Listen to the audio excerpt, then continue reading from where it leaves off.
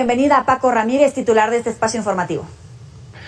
Yoli, ¿cómo estás? Un gusto saludarte y buenas noches al auditorio de Mega Noticias TVC. Ayer hablamos y analizamos el tema de la inseguridad de nuestro país. Hoy lo haremos y con extraordinarios ponentes, déjame decirlo así, el tema de la economía, todo lo que conlleva en estos 3 años. Nos quedamos con ganas de más y por eso está Ricardo Peralta, maestro en Derecho Constitucional y Administrativo, catedrático de la Facultad de Derecho de la UNAM, y José Antonio Crespo, analista político e historiador. Buenas noches, bienvenidos. Adelante, Paco. Gracias, buenas noches, Ricardo. Buenas noches, José Antonio. Un gusto, muchas gracias por regalarnos unos minutos. A ver, una primera pregunta. ¿Realidad o ficción? ¿Cómo tener una primera valoración después del 10º informe del presidente López Obrador a 3 años ya de este triunfo histórico? Inicio contigo, José Antonio.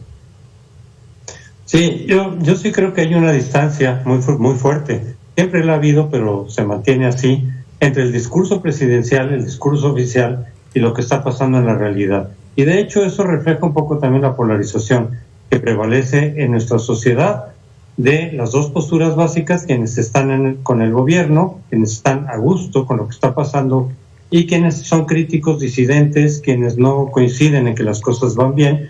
Son realmente visiones totalmente diferentes, casi se ven las cosas a la inversa. Entonces, mientras unos están haciendo una valoración muy positiva del gobierno, desde luego el propio López Obrador, pero apoyada y sostenida por muchos de sus seguidores, en donde hay un balance básicamente positivo, donde las cosas van bien, donde ha habido una respuesta muy buena del gobierno para la pandemia, para la crisis económica, las transformaciones que se están haciendo que serán profundas y definitivas en este proyecto de cambio.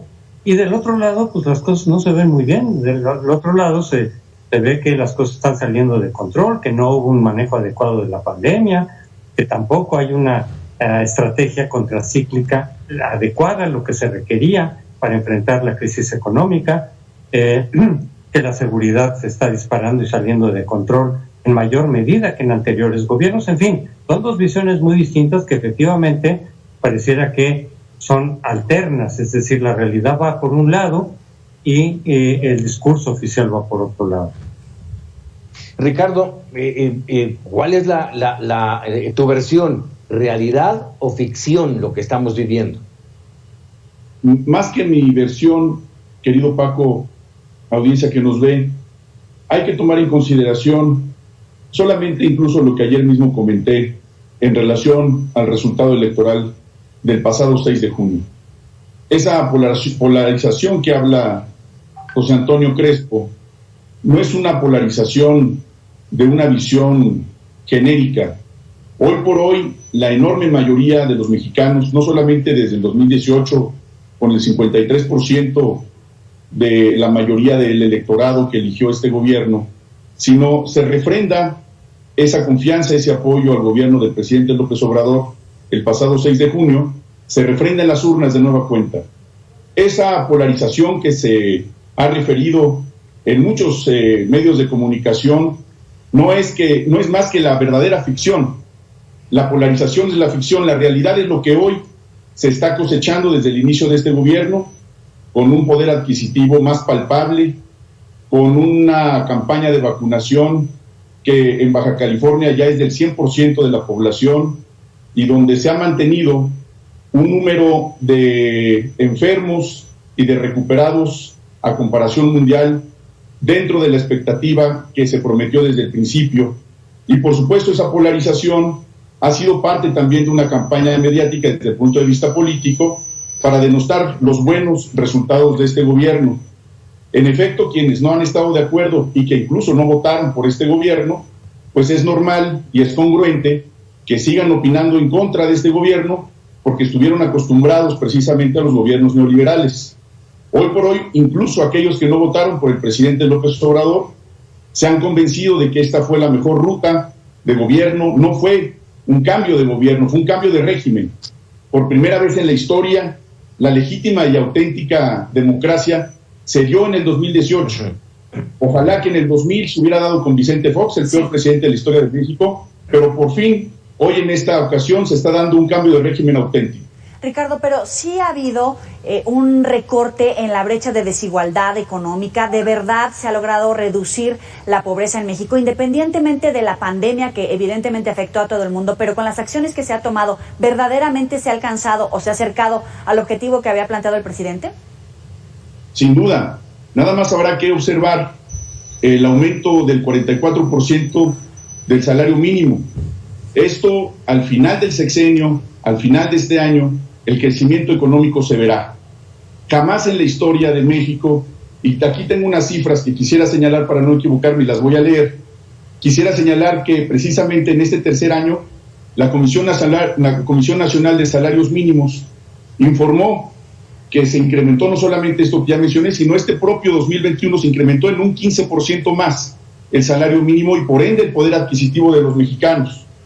Esto no solamente se podrá tener mayor percepción en los bolsillos de los mexicanos al final de este año y en los años subsecuentes, conforme vaya pasando el tiempo. En estos primeros 3 años, por supuesto, no se puede percibir de manera absoluta este cambio, pero esto es paulatino, es una transformación que lleva apenas 3 años, que ha iniciado hace 3 años y que por supuesto va a continuar y se van a seguir dando estos resultados en los siguientes años por venir de esta cuarta transformación con el gobierno del presidente López Obrador. Esto es palpable en el bolsillo de los mexicanos.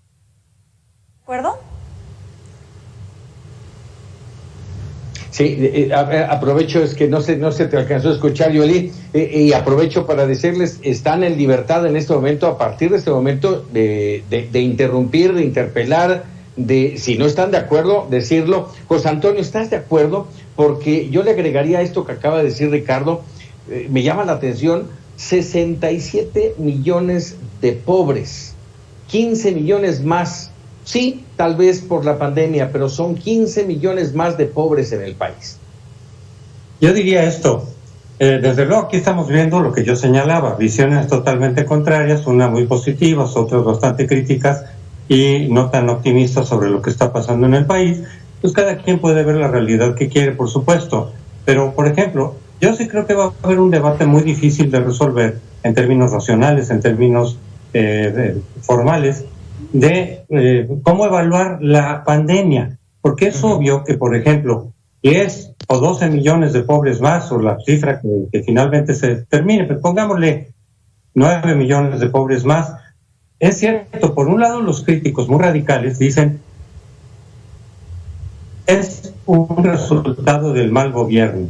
Yo no estoy de acuerdo con eso. Yo creo que es parte del resultado de la pandemia, pero otra parte es de cómo se maneja la pandemia. Ya he oído yo muchas posiciones, muchas opiniones en el sentido, por parte de los obradoristas, de que se debe todo a la pandemia. Es decir, esos pobres, se dice con razón, en todos los países va a haber más pobres. Politizar el tema del COVID.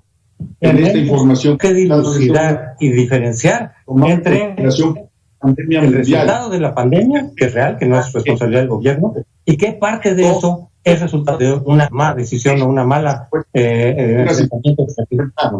dentro de los países que más muertos ha tenido, ha sido un manejo responsable. Politizar el tema del COVID en una situación de esta naturaleza que fue mundial, donde los trabajos se perdieron a nivel mundial, y querer desde la derecha, desde otros puntos de vista, politizar una pandemia mundial para calificar la trayectoria de los primeros 3 años de la transformación, por supuesto está totalmente fuera de lógica y totalmente fuera de una realidad. Es un discurso que se ha venido ocupando incluso en otras partes del mundo por los opositores, por la gente que ha estado en contra de este movimiento, no de ahora, desde hace años. Aquellos que incluso no solamente han participado a pie juntillas con estos gobiernos autoritarios, con estos gobiernos que jamás voltearon a ver a las mayorías ni a los grupos vulnerables, hoy por hoy siguen con el mismo discurso. Y peor aún, politizar las muertes del COVID, el manejo de la pandemia, que desde mi punto de vista fue muy responsable. Claro que se tiene que hablar del tema, sin embargo no es ninguna justificación. Hoy por hoy el gobierno del presidente López Obrador ha sido responsable, ha sido congruente y principalmente ha dado la cara. No ha habido un efecto democrático más importante en el mundo de un presidente que todos los días da la cara a la ciudadanía a través de las mañaneras. Ahí se informa todos los días desde el Estado que guarda nuestro país, y es un ejercicio de transparencia, de rendición de cuentas como nunca antes. Y por supuesto no están acostumbrados a este tipo de gobierno, a la transparencia, y desde una postura muy cómoda de atrás de un escritorio se cuestiona cuando jamás han participado ni siquiera en el diseño de una política pública. Bueno, a ver, yo no soy propagandista de nadie. Yo estoy tratando simplemente de evaluar lo que está ocurriendo desde mi punto de vista, que muchos comparten y muchos no, ya lo sé, pero precisamente lo que estoy diciendo, no todo se le puede atribuir a la pandemia. Sin embargo, para quienes muchos de los expertos dicen la forma de abordar la economía, muchos expertos opinan que no es la adecuada y que eso es lo que puede estar generando también parte de los problemas económicos, lo iremos viendo sobre la marcha, ¿verdad? Cómo, pues, a partir de la comparación de otros países, efectivamente, que también están enfrentando esta situación. Pero yo lo que digo es, ni se le puede atribuir todo absolutamente a la pandemia, pero en eso. Así es, coincido plenamente. Yo creo que este gobierno es atribuir todo al gobierno, por supuesto. Con un sentido muy democrático. Pues están las elecciones de gobierno para enfrentarla. Con un gran porcentaje. La crisis económica. Discutir sobre sus estrategias. Dejemos que no puedo hablar.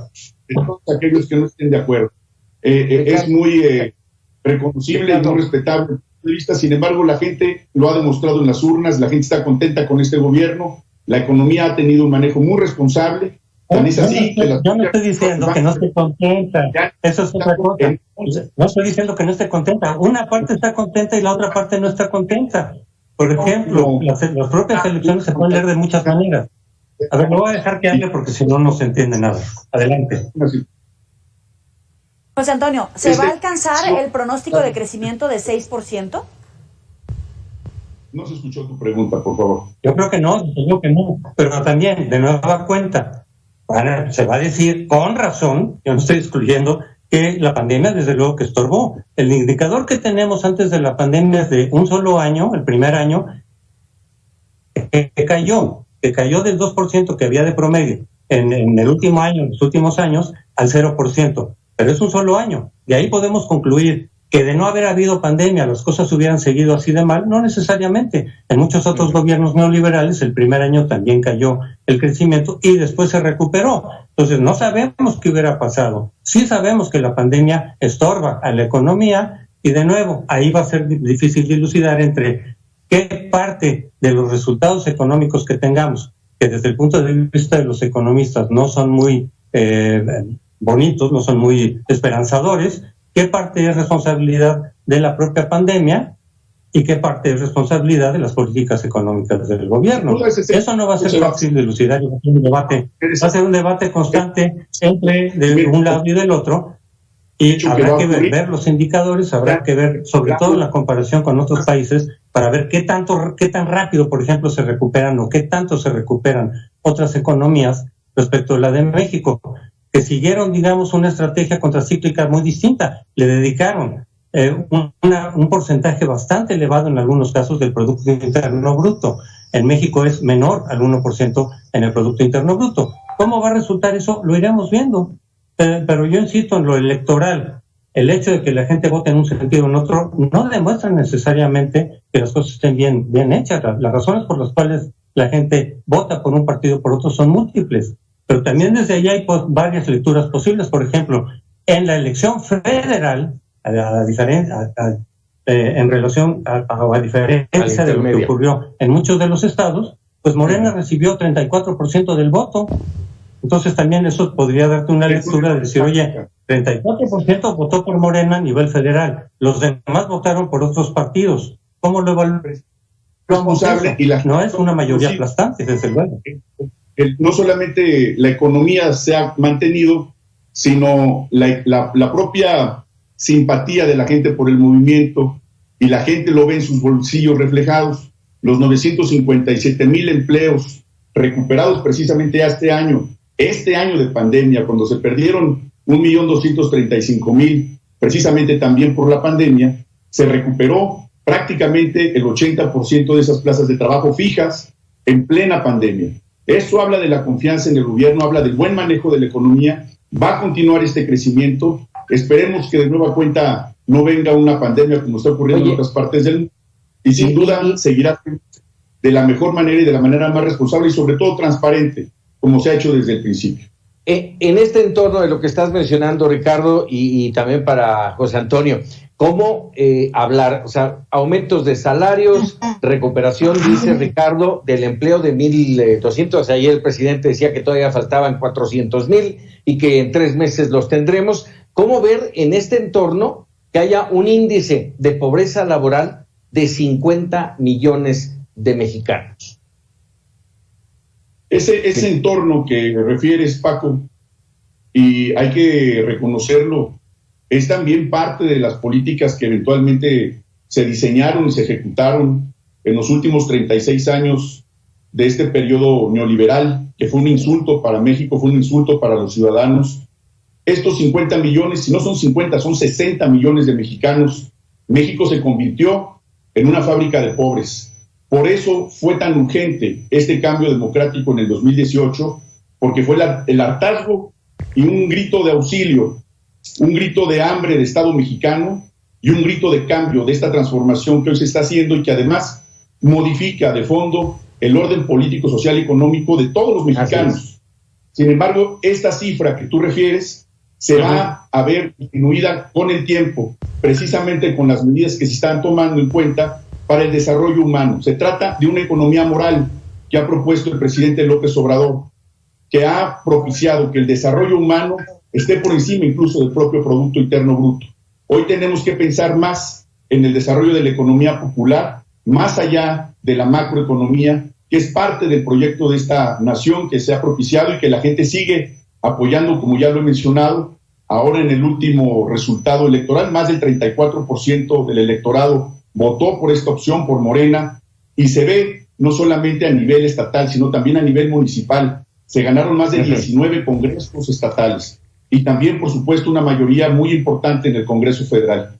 Esta es la tendencia que hoy se demuestra con la simpatía por este gobierno, la preferencia incluso en virtud del cariño que le tiene la gente al presidente López Obrador, se manifiesta en las propias estadísticas que todos los días se emiten desde cualquier medio de comunicación, lo podemos percibir, y es una percepción nacional y no parte de una fantasía y un discurso que se ha venido dando por parte de algunos opinadores, columnistas y por supuesto gente que no está de acuerdo con este nuevo gobierno. A ver, José Antonio, tu versión, tu visión en torno a esto que mencionaba yo, el aumento de salarios, sí, pero finalmente tenemos en pobreza laboral, decía Ricardo, 60 millones de mexicanos. Pues lo mismo, yo insisto en eso, ¿no? ¿Cómo medir qué parte de esos indicadores? Pues tenemos decíamos, mayor número de pobres, tenemos empleos que se han perdido, empresas que quebraron. ¿Esto tiene que ver con la pandemia? Por supuesto que sí, pero probablemente no solo con la pandemia, sino con la forma en que el gobierno enfrentó o ha enfrentado este problema. Y eso hace difícil medir una cosa y la otra. Yo no estoy haciendo propaganda política para nadie. Yo espero que ojalá que las proyecciones positivas que se están haciendo del país de crecimiento económico pues salieran bien. Yo realmente creo que el debate se ha centrado en estos 3 años, no tanto en las metas del obradorismo. Yo suscribo la mayor parte de las metas y los objetivos del obradorismo. Que haya crecimiento del 4 al 6%, pues qué bueno, porque desde luego que sí. Que haya menor desigualdad social, que haya menor número de pobres, que se erradique la corrupción, que se mejore la seguridad, que tengamos un sistema de salud al estilo noruego, canadiense. Pues claro que sí lo suscribo. Ojalá ocurriera todo eso. El debate se ha centrado más en términos técnicos por parte de distintos expertos de los diferentes temas, en si la forma de conseguir esos objetivos es la adecuada o no. O sea, los objetivos están muy bien, los suscribimos, pero dicen es que con esta estrategia te va a salir mal. Hay que confrontar las experiencias históricas y demás. Desde el punto de vista del gobierno te dicen, primero, que si les estás cuestionando los objetivos, es que eres conservador, que eres reaccionario, que quieres seguir habiendo la corrupción. Ojalá hubiera una respuesta más en términos técnicos también. No estoy diciendo que los críticos tengan la verdad absoluta, simplemente que se establezca un debate en términos técnicos para ver cuál es la mejor estrategia para conseguir esos objetivos que todos quisiéramos. pero vamos a estar desde luego empantanados en que si los resultados no fueron los que ofreció López Obrador, yo veo muy difícil que los puedan ser. Se va a decir que es por la pandemia, y en parte tendrán razón, pero no será la única explicación, o no creo que sea la única explicación, de por qué las metas que se planteó originalmente López Obrador en materia económica, social, de pobreza, etcétera, no sean las adecuadas. En otros temas están menos vinculados con la pandemia, y ahí se puede decir, por ejemplo, en seguridad, que efectivamente el número de muertes ha crecido en relación con otros gobiernos, y ahí es difícil vincularlo con la pandemia, porque no pareciera que hubiera una relación tan directa en eso. Ahí sí tenemos unas cifras que están reflejando que la estrategia de seguridad seguida hasta ahora pues no era adecuada y no era fácil. Lo que decíamos muchos es la estrategia que está planteando López Obrador, que además la ha variado significativamente, no va a resolver de un día para otro. Lo decíamos, el problema de la seguridad es un problema muy complejo. Pues ahí tiene los puntos de vista, las opiniones, herramientas indudable para que nuestro auditorio tome una mejor conciencia de lo que está pasando y tome una mejor decisión. Ricardo Peralta, José Antonio Crespo, les agradecemos mucho estos minutos aquí en Mega Noticias TVC. Muchas gracias, Paco, Joely, muchas gracias, José Antonio, un gusto saludar. Buenas noches. Muchas gracias a los dos. Ahí tienen ustedes estos puntos de vista importantes, sin duda, Joely, porque nos dejan nos permiten tener una visión más clara, sumar lo que dicen ambas versiones y tener un punto de vista mucho más claro. Sí, es solamente un ejercicio de referencia, de opiniones, de versiones, de contrastes de opiniones y de percepciones respecto a estos objetivos que se habían delimitado en el inicio del sexenio y cómo vamos a la mitad. Así es, Joely. Te agradezco mucho. Buenas noches. Gracias, Paco. Buenas noches. Nos vemos aquí la próxima semana. Ya el lunes estaré por allá, primero Dios. Aquí te esperamos. Por ahora vamos a hacer una pequeña pausa. Volvemos.